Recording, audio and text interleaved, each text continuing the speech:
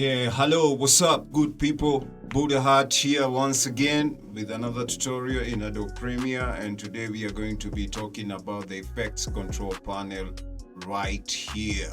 Already you are familiar with importing footage and creating a sequence and all that. So without further ado, let's get into the effects control panel.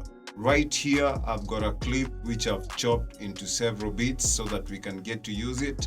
What exactly is the effects control panel? Like I mentioned in my previous tutorial, it's where you find the inbuilt effects in Adobe Premiere Pro that you can apply on your footage. First things first, the effects you see over here, if you hover your cursor over it, it will tell you it stands for effect.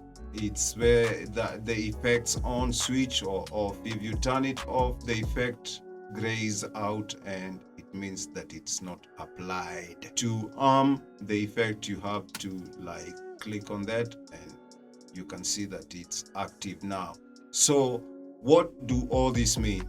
First, there is position, scale, this is grayed out scale, width, rotation, anchor points, anti-flicker filter, and we have the opacity tab over here.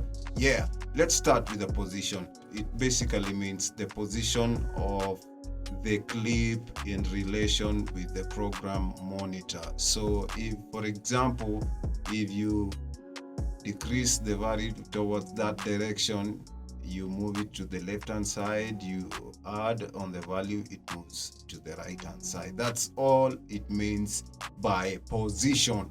And you can actually get to reset all this by clicking this reset. Okay, scale, what does it mean? Scale over here. Scale is just as it is. Scale, it means you can scale it up, you can scale your footage up, or you can lower the scale. Depends on what you actually want to achieve. You want, for example, this tab is ticked if you want to increase the scale uniformly. For example, if I do that, I uncheck that, even the scale width is activated. So I can actually get to scale the width only like that, and which gives my footage like a stretched out look. You see, it doesn't look good. It goes back to normal, it stretches. This is what just keeps everything square. Okay, we go to the rotation tab over here. What actually it means, it's straightforward. It means rotating the footage. If you want to rotate the footage, and I can actually get to reset that. And the anchor point is not the same as position over here. It means the center at which from the footage is anchored, literally. This, you see this right here, this blue cross circle thing over here, this is the anchor point. For example, if I move it from here, I click on it and move it from here and take it there. If I rotate, for example, if I do a rotation of the footage, you see where it rotates from? So let's talk about this anti-flicker tab over here. This anti-flicker, if your footage is flickering, you can get to use this. It rarely works, but you can try. Opacity, what it actually means, it's the visibility is at 100%.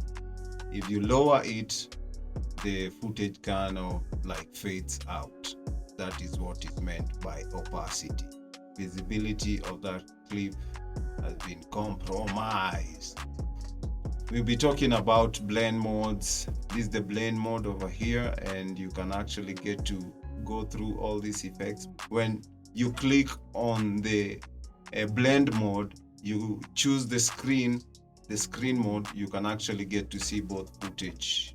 Okay, let's go to the audio tab. If your clip does have audio linked to it, like this one of mine over here, this is where you get to make adjustments from, in terms of the volume, channel, volume, and banner. You can crossfade from here. And I'll be talking about what you see these time watches over here. I'll be telling you about them. They are called the keyframe. It's for animation. It's for keyframing effects on the timeline. For example, I can click on that one over there and it throws a keyframe over here. And then let's say I want it to change position.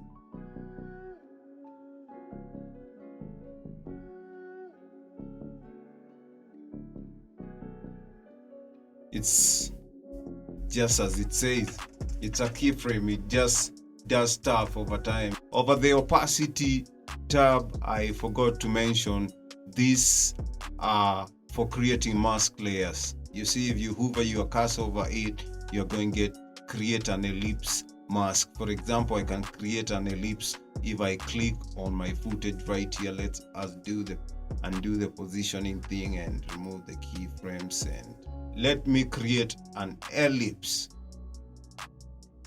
That is a mask layer. It has created already. It can create a circle. You can create all sorts of interesting things with all these, as long as you know how to use them. You can create a 4-point polygonal tool. It has already created it, and it's versatile. That is what is called a 4-shape polygonal tool.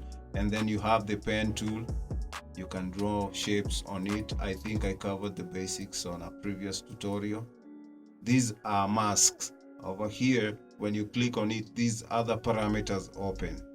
For example, track selected mask backwards, track selected mask forward, track selected mask forward 1 frame, and these are the tracking method. If you click over here, you get the position. If you want to track the position of the mask, position and rotation, position, scale and rotation, and you can preview over here. So it's basically most of the things on the Adobe Premiere Pro interface are self-explanatory. They are just there. It's that you don't have to complicate stuff.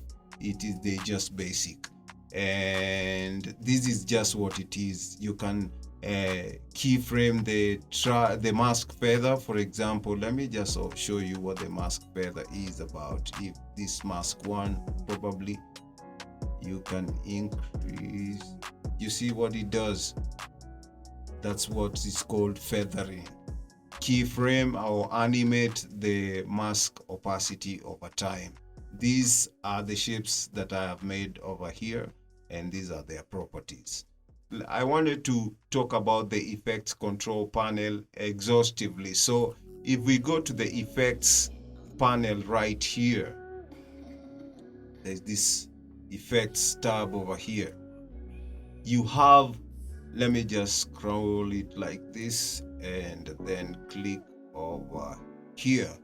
You have like a ton of presets. They come with Adobe Premiere Pro. You have blurs, you have convolution kernels, you have lens distortion removal, you have mosaics, you have pips, you have solarizers, twirls, and these are presets that are found and are basically inside the Adobe Premiere Pro. I'll be covering them much later. I just want you to familiarize yourself with the interface. So you have also Lumetri presets, and as I said previously, these are for color grading and color correction. So the effects control panel is quite wide, and what it does, it is that it's the one, if I can say, it synthesizes the effects that you place on your footage. For now, I'll end the tutorial over there, and in our next tutorial, I'll be covering the panels themselves on their own. Thank you and have a good day.